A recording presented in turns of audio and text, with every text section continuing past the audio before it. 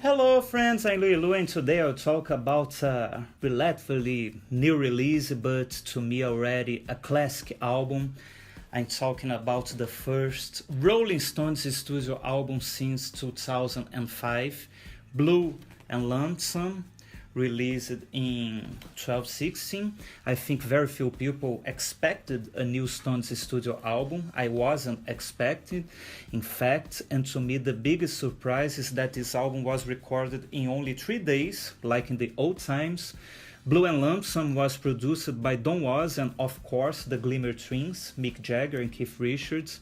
The album is very to the point and very enjoyable also. It was recorded by the four Rolling Stones here, Mick Jagger, Keith Richards, Ron Wood, and Charlie Watts.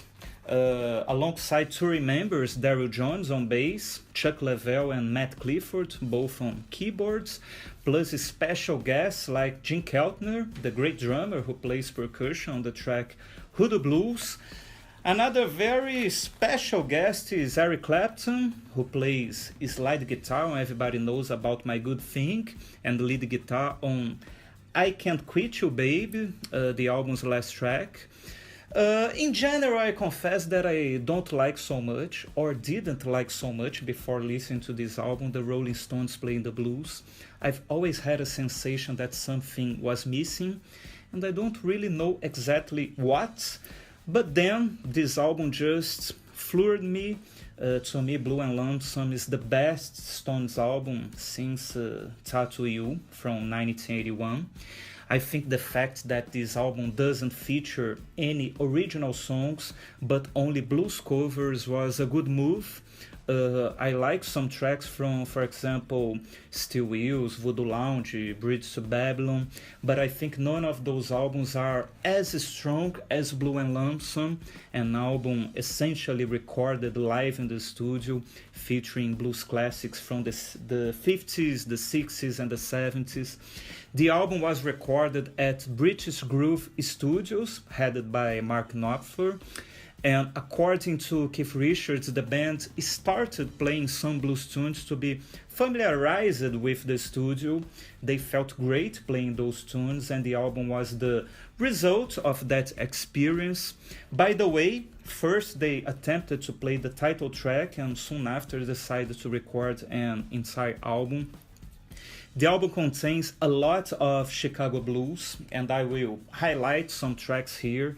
My favorite ones, like I Gotta Go by Little Walker. On this track, Mick Jagger plays harmonica in a very nice way.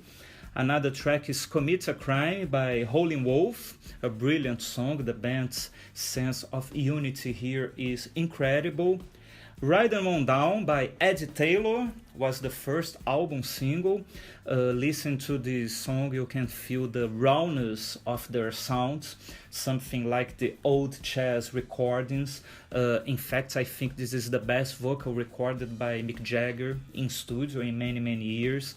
All of Your Love features another fantastic vocal by Mick Jagger, and on Everybody Knows About My Good Thing, you can hear Eric Clapton playing slide guitar.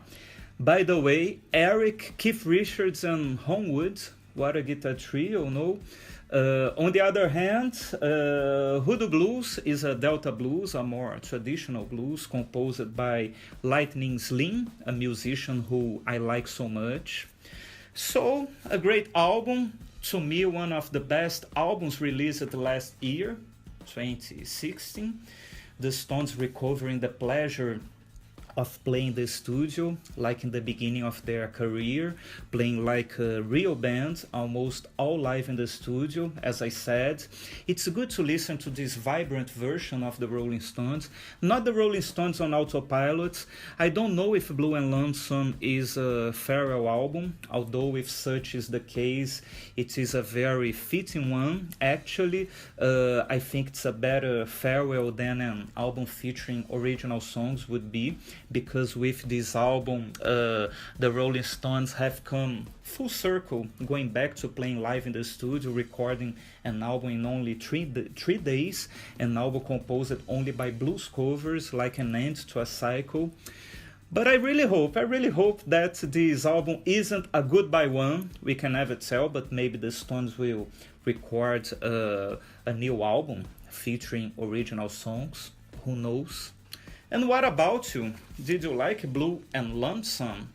Do you think the Rolling Stones will release a new album? I don't know. Please subscribe to our channel, leave your comments, and see you soon.